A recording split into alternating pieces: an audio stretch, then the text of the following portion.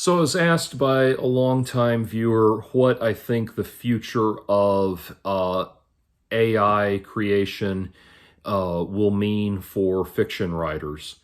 And will human writers of fiction just be SOL and just be a dying breed? And my answer is a cautious possibly not.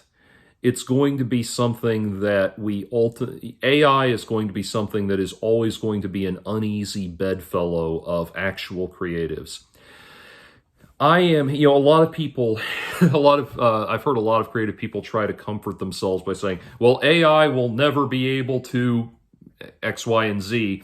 And then lo and behold, somebody's working on an AI that can X, Y, and Z. So that's not, that's not how I would go about it. We need to embrace the full dystopian reality of what we're dealing with. And so first of all, I would say, before we go further, I would say I do think there is an ethical and legitimate use of AI for creative people. And I think we should talk about, that we should have a dialogue about what that is. But as far as I can tell, there's two specific criteria. One, you need to be honest when you're using AI. If you've done something with AI, credit the AI, just like you would credit somebody else. Don't try to pass it off as your own work. Two, your use of the AI should be for something that you would have had to outsource anyway. I'll give you an example of what I'm talking about. So my band, Axis of Empires, has a new album coming out in the months ahead before the end of the year. And our new album, Heretics and Orthodoxy. The cover art on that is going to be AI generated. If you go to Instagram.com/Axis of Empires, it's already posted there. You can see it. And so it's going to, the cover art was generated by Midjourney. And what happened was my usual graphics guy, who's just been doing the cover art for Axis of Empires as a friend for the last couple of albums, just because he, enjoyed the process. He was unfortunately too eaten up with actual work to do any side projects, and I can't blame him. So I thought about, well, what options do I have? And I started teaching myself how to prompt on Midjourney and get good results. And so that artwork, that cover art that you see is AI generated. By the same token, we have several t-shirt designs that are soon going to be publicly available that are also AI generated. And again, so in all of those cases, one, I'm acknowledging the use of AI, and two, these are things that I would have to outsource already. See, in the case of a music album, the music is the point. When you are listening to my music, when I talk about my music, I'm talking about something I created. When I'm talking about an album that was made by my band, it's music that we created and we collaborated on, and it's it's my song. In this case, it's my songwriting and my arrangements, and then it's the performances of everybody that came in to play on the album, the guys in the band and all of that. And so that's the legitimate art form. The cover art is just a presentation piece, an eye-catching presentation piece to get you to the main event, which is actually the music.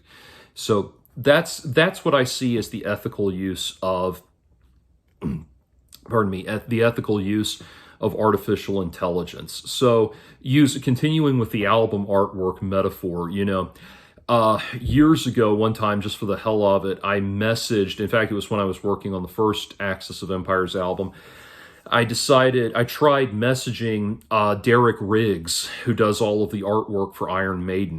You can message him, his website's there. And so I messaged him and asked how much he would charge. And he said that his base rate was $6,000. Well, I could not even begin to afford $6,000 artwork, let alone probably what would go into getting us to the completed product and everything. And so for me, AI gives me an opportunity, using AI-generated album artwork, gives me an opportunity to have a really cool pro-level cover art design for my album uh, without while I am not able to afford the Derek Riggses of the world. I would much rather work with Derek Riggs. I just can't afford him. Did Derek Riggs lose any job opportunity because of that? No, because I was never in a position to hire him in the first place. So that's a little bit talking about the ethical, reasonable, and what I see as legitimate uses of AI. And I've got, I don't want to say what it is yet because I don't want to build up hype for something that may never come out, but I've been experimenting with this kind of multimedia idea that I had using Midjourney. It's an idea I had, and that's all I'm going to say. It's something I've been messing around with, and if I ever get it completed to satisfaction, I may indeed present it to the world. But it was kind of my way of experimenting with AI and seeing what it had to offer. Now, again, the number one ethical constraint of using AI in your creativity is that you always acknowledge when you've used AI. And I think that alone is going to make a lot of people, is going to bridge the gap for a lot of people, because I think the real problem that we're dealing with is the people who don't acknowledge when they've used AI for something. And so, for example, not too long ago, I read an article about how short fiction magazines and literary journals and that sort of thing have had to close down their open submission policy or their open submission forum just because they've been inundated with assholes that are creating fake short stories with ChatGPT and sending it in as their own work. That is, I would call that stolen valor, but that's even lower. That's an even lower grade of vile and unethical than stolen valor, because at least stolen valor requires you to actually get fitted for a uniform. This is, that kind of thing is just absolutely ridiculous. And furthermore, I don't even understand what the appeal would be, because getting published in literary journals is not some kind of cash cow. I mean, half the time you're lucky if you can get $50 out of them. If you're getting published in a literary journal, it's because you're trying to generate buzz in the literary world. It's so that you can, either you're trying to generate buzz in the literary world so that you can build a career and hopefully get a book published or something like that, or it's because you want the glory, you want the recognition, and that may be what these people are chasing. But again, it's like, it's like certain, certain swimmers that will not be named. You kind of have to wonder, like, what was the point? Do you get satisfaction out of cheating? I mean, over and over again, what's the point of it? Anyway, so that's where it's just mind-boggling why anyone would do that. So anyway, all of that said, let's talk about the real potentials, that the real effects that AI writing is definitely going to have. The number one area where AI is going to affect literature or affect writing is not in the realm of fiction. It's definitely going to wipe out copywriting, ad copywriting, the writing of the preparation of legal documents, the preparation of contracts and that sort of thing, corporate ad copy, advertising stuff, that kind of thing. That's going to be gone completely. Definitely, unquestionably gone. Just the other day, I posted a thing on my community tab here where I had prompted ChatGPT to explain quantum mechanics in the voice of Andrew Dice Clay. And sure enough, it explained quantum mechanics with this thing that was like, yo, what's up, kiddies? I got this thing here. See, you got these particles, right? And blah, blah, blah, blah. And it sounded like Andrew Dice Clay. Now, I'll tell you something. I used to do corporate ad copywriting. For about 7 or 8 years, I was writing corporate ad copy for major clients, that sort of thing, major international companies and even local businesses and stuff like that. That was my gig, one of my gigs. And we creatives seldom have the luxury of only having one job. But anyway, so that was one of my main gigs for a while, and that was me writing all of the press releases and everything for these products that were being released and all of that. Unfortunately, I can't share my very many of my clients with you because I did most of that anonymously or uncredited. But anyway, the kind of writing that you would see, the text blurbs that you see, the fine print in magazine advertisements, that kind of thing. I wrote stuff like that sort of thing. Anyway, so that stuff, I got out of that industry probably almost 10 years ago. Well, no, less than 10 years, probably also about 7 or 8 years ago at this point. But anyway, I'm glad I got out of that when I did. I didn't choose to get out of it. I got laid off by my main client, and just decided I was tired of hustling in that area. But I'm glad I got out of it when I did, because now that industry is gone. If I can say to ChatGPT, write an explanation of quantum mechanics in the style of Andrew Dice Clay, and it can do it, then you can easily go to it and say, write 500 words about this new product that is for this purpose. Write it at a grade whatever reading level, in the voice of a Midwestern housewife or something, whoever the target demographic is, and then make sure that you emphasize these specific features. It's going to knock it out instantly. So that whole thing is gone. As far as that being that's going to be a problem for creative people who make their living, supplement their art by making a living in the corporate world and that sort of thing. That's going to be a real problem for them. And that's going to raise, we're going to start raising very real ethical questions about what it does to the job market. But that was not your question. Your question was, what will it do to art? What does it mean for fiction writing? So the thing is, the answer is that is not a question that's going to be answered by the capabilities of AI. That is a question that's going to be answered by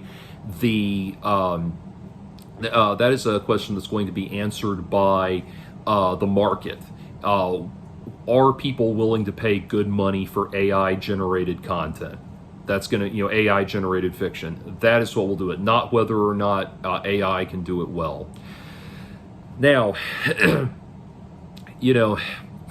I don't want to comfort myself with, saying things like, well, AI will never be able to do X, Y, and Z, that kind of thing.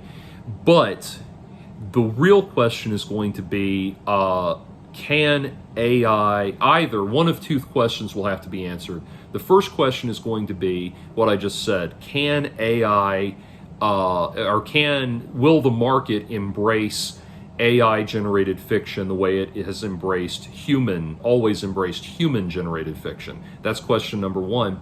Question number two is going to be, will there ever be an AI that actually can pass the Turing test, actually can become legitimately sentient, and actually have the will to power necessary to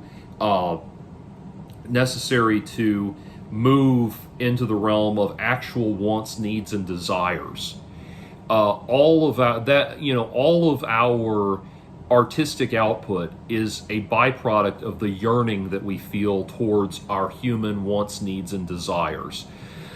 If you think about everything, all conflicts in fiction are things that are derived from something that is a threat to a specific element of Maslow's hierarchy of needs. The hierarchy of needs being that, down at the bottom are your creature comforts, your safety, shelter, safety from the elements, food, all of that, all the way up to, prosperous living conditions, human connections, sexual gratification, all the way up to the, higher and higher needs.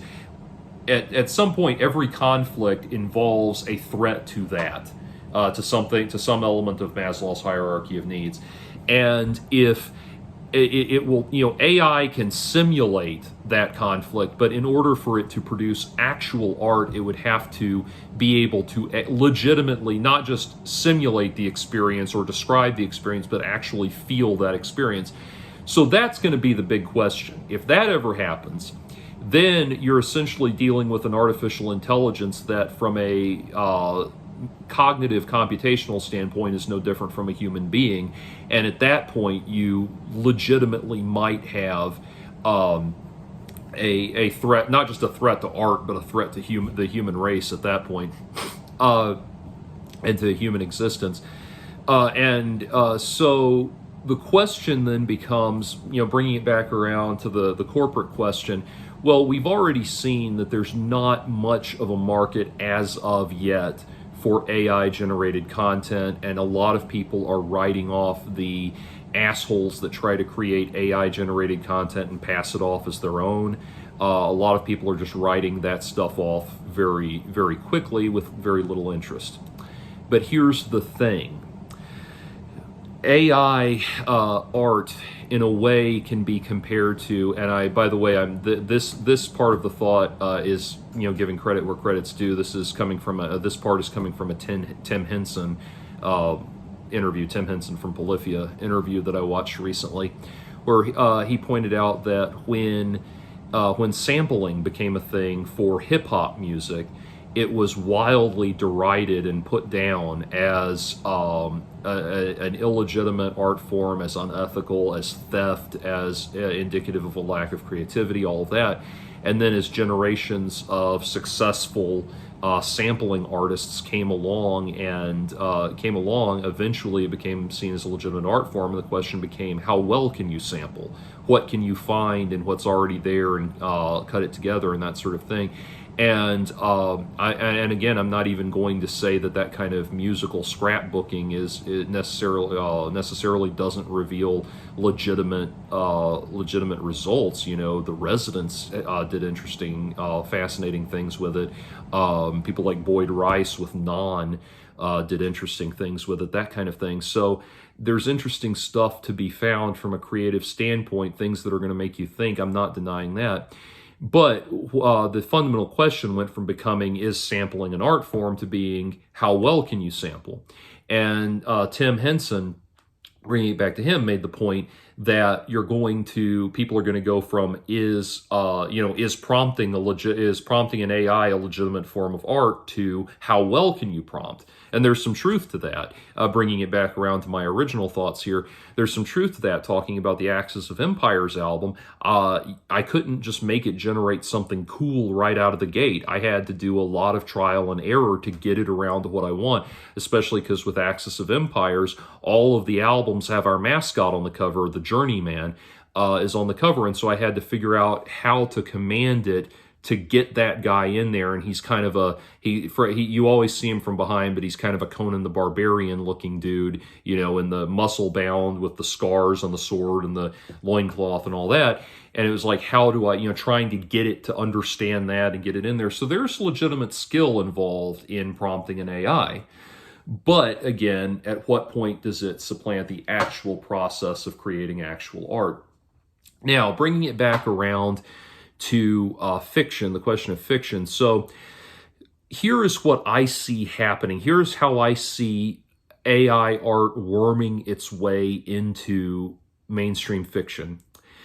We know, there are writers out there who are legitimately prolific. Stephen King is legitimately prolific. My favorite author, Harlan Ellison, was legitimately prolific. That kind of thing. But then there are other writers whose who rely on ghostwriters and have relied on ghostwriters for decades.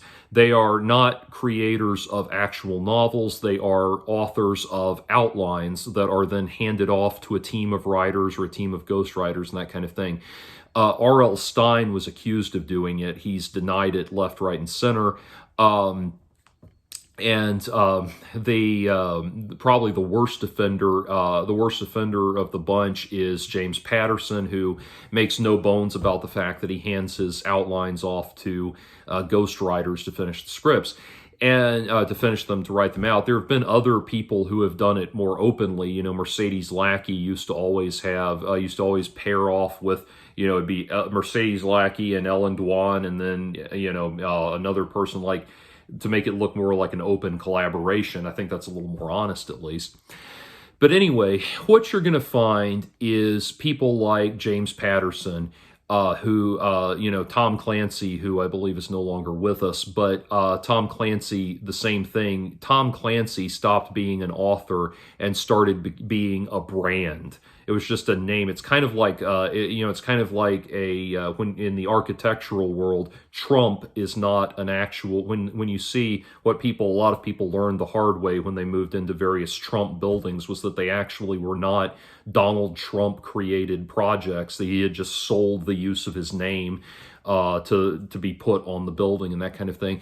And that's what people like James Patterson and Tom Clancy do. They are these huge names that really, they stop being individual creative people and they start being brands unto themselves. So the thing is, I see something like a James Patterson being, especially when his literary style is so well known that he probably could go to ChatGPT and say, write this in the style of James Patterson. I really do see someone like James Patterson, these brand name authors, James Patterson, Tom Clancy, all of that. I really do see them phasing out ghostwriters in favor of AI. That will probably happen. And the thing is, from an artistic standpoint, a standpoint of artistry, I really don't know if it would make that much difference to them. You know, like I said, the name is just their names are just brands at this point that they license out.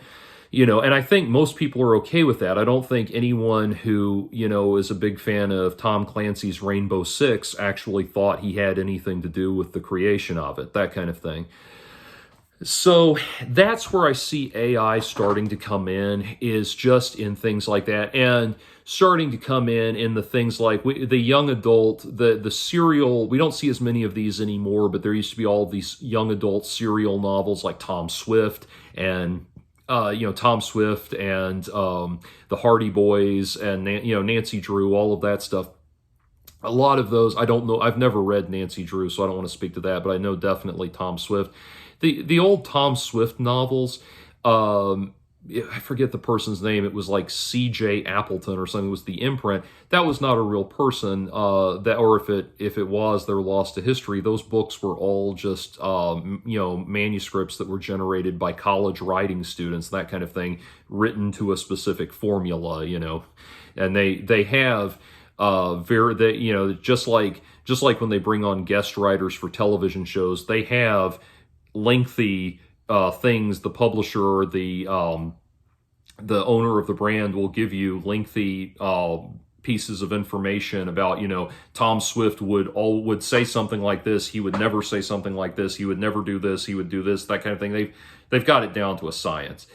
So that kind of thing is going to definitely be taken over by AI. And like I said, I don't even know, I can't even say if it really would have much of an effect on the final product.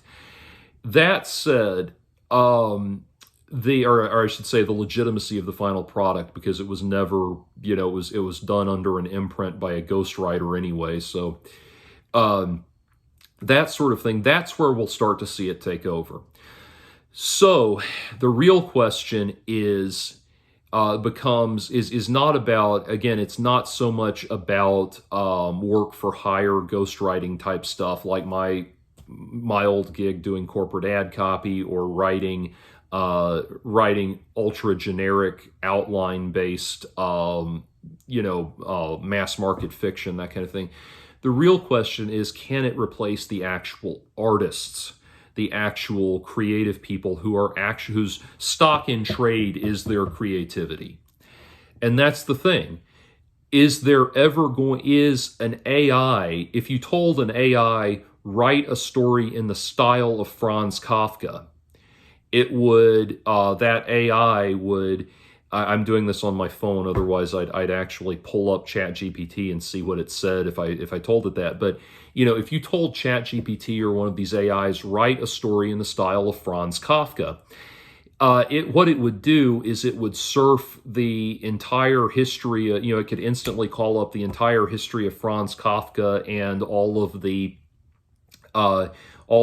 literary components of Franz Kafka, and give you something that recreates Franz Kafka. But the thing is, at this point, and like I said, if we ever go from artificial intelligence to genuine intelligence in our machines, then we might have to cross this bridge. But right now, all it can do is give you something in the style of Franz Kafka. However, it cannot sit there and experience Franz Kafka, just using him as a random example. Franz Kafka's writing was born out of the existential dread that he felt working as a clerk as a bureaucrat in the world of the Prague government and legal system and all of that, this very draconian world and that sort of thing. And an AI is not going to be able to sit there and experience existential dread, ask itself, what is a metaphor for this existential dread that I feel, and say, well, I feel like the system is turning me into a giant dung beetle, and a giant insect, and let me now write something born out of my desire. The machines just have no will to power to do something like that. And all of this, there's a great book series, a science fiction series about immortality by Neil Shusterman called the Scythe series, or the Arc of a Scythe series. The first two books were great. The third one was also good, but it had this character in it that was non-binary, and it was just so abysmally pretentious as to be unreadable. Just an awful character. But anyway, so from a standpoint of ideas, all three books are fascinating from a standpoint of ideas, and he points out in the first book that it's in a future where human beings have achieved immortality, and so now they have people whose job it is to cull the herd by killing at random. And so it's a fascinating dystopian series. And another plug for Axis of Empires, we did a song about it on the first album called Scythe Lucifer. Anyway, but one of the points that's made in the book is that ever since human beings achieved immortality, there hasn't been any good art, truly great art produced. It's been, all of the art that people have produced has been light, dismissible, pastoral kind of stuff, because they're not motivated by any great passions. They're not motivated by a sense of mortality and being, and mortality is not forcing them to prioritize their life and decide what's important to them and that sort of thing. They live in this very kind of blissful, seeming utopia. It's not, but this blissful existence, and they're not motivated. They have no motivation because the clock's not ticking anymore. And so that's the thing. An AI generating art, even if it was sentient, even if it was truly cognizant, would still exist in a state in a state of blissful immortality, not experiencing the actual world, not in a state where it has to reckon with society at large, where it has to reckon with the world that it's encountering and stuff like that. So, and never having to face mortality and that sort of thing. We've seen experiments or thought experiments with that, like in Blade Runner and everything, where the androids are actually confronting the reality of a very limited lifespan and stuff like that. But fundamentally, right now, AI is just never going to have to face that. It's never going to come face to face with that until AI is able to actually have the human experience. It's not going to be able to generate its own art that could potentially rival human beings. So it will always just come down to what extent is it ethical for human beings to supplement their creations with AI, elements of AI, and that sort of thing for now. And so, we who read, authors like Haruki Murakami and that kind of thing, if you're a my second favorite author, if you're a Haruki Murakami fanatic and that sort of thing, his writing is very much built around these thoughtful meditations on the nature of existence, and people talking about where are we in our lives at this point, at this age, at this location, at this at this experience, that sort of thing. AI is only ever going to be able to give us a shadow of that. If you want the real Haruki Murakami, AI will not be able to replace that fundamentally. So that aspect of it is safe, and that human experience, that's what gives me hope. Because, obviously you have to understand, obviously, if there was a human component, if there was a legitimate profit to be made in AI generated fiction, well, you're correct that instantly all of the publishers would drop all their clients and start doing AI generated fiction. That's all they would be interested in. You would still have legacy authors like, Tom Wolfe.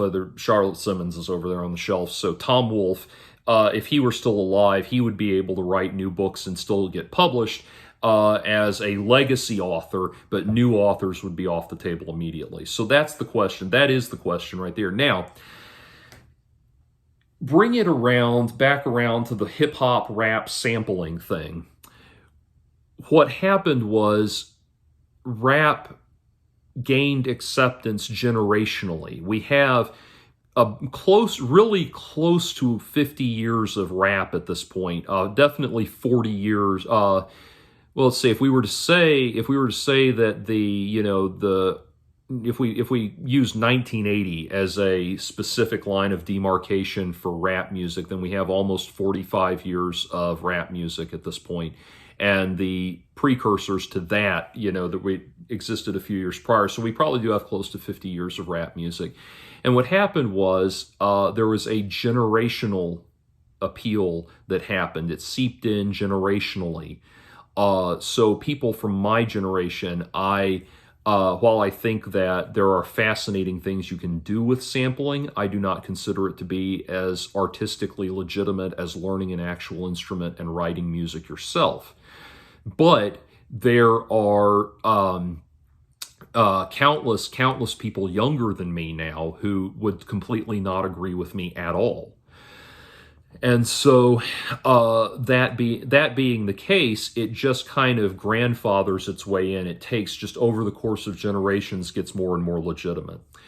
So what potential does that have? And let's draw now the parallel between that and people generating fiction, using AI to generate fiction.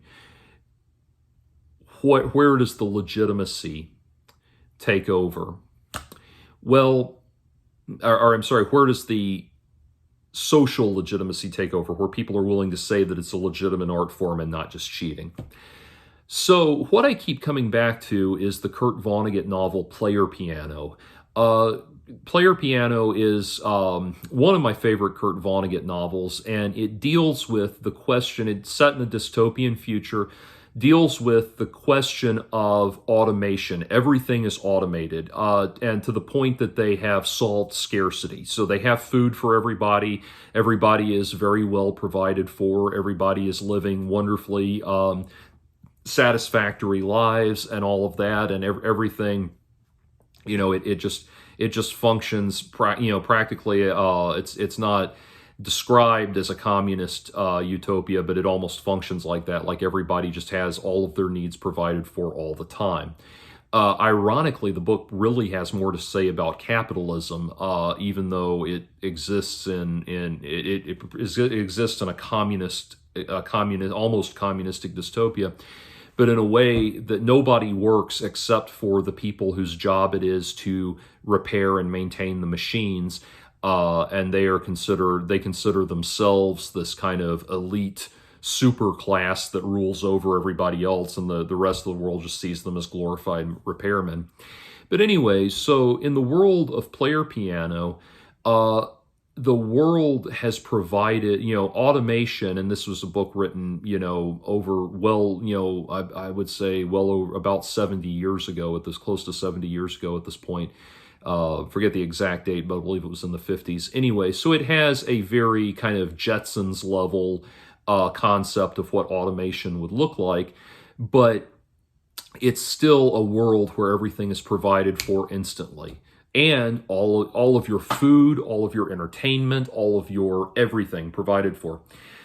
And the thing that they didn't count on is they think the people the creators who created this world, the engineers and the scientists who created this world, thought they were doing everybody a great big favor until they realized that, without realizing that for a great many people, what you do for a living is a crucial aspect of who you are.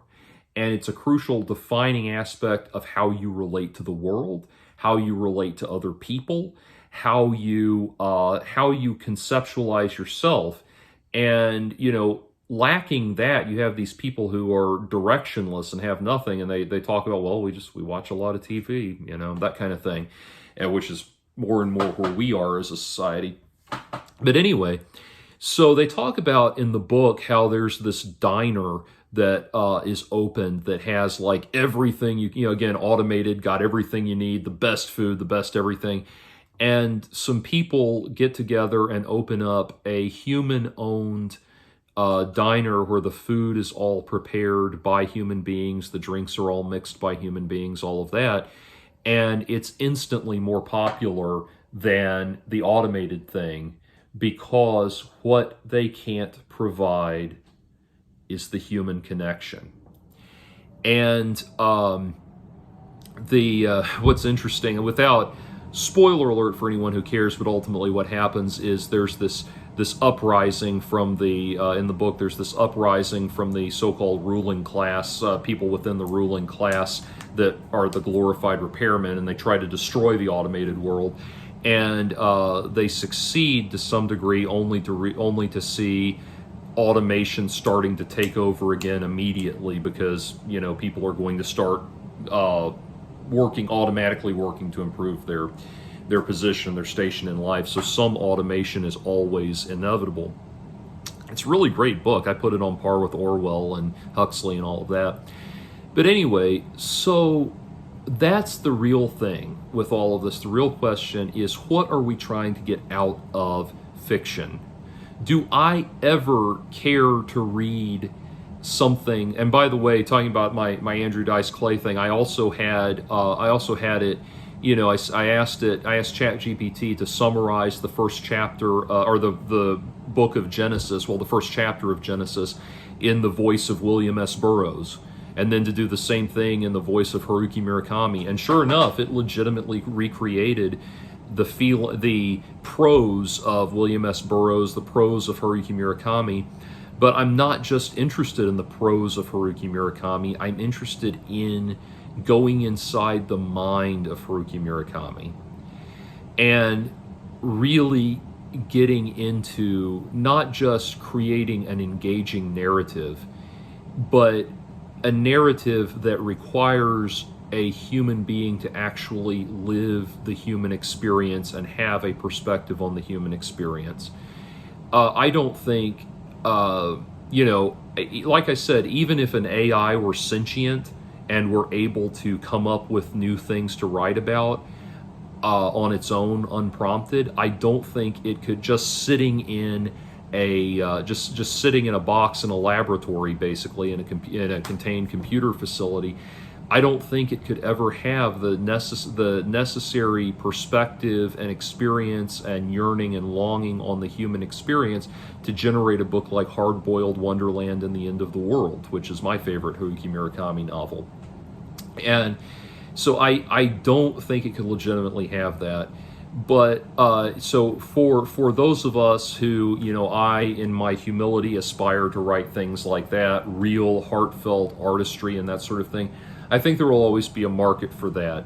What will be threatened, of course, is the generic stuff, the mass market paperback fiction, things like there's a huge market for what are called cozy mysteries now. It's like the librarian with 5 cats who also who loves to drink coffee while she solves murders and that kind of thing. If you go in Barnes and Noble now, they have whole shelves of these things. And I tried reading one time, and I literally picked it out by just closing my eyes and walking to the shelf. It was terrible.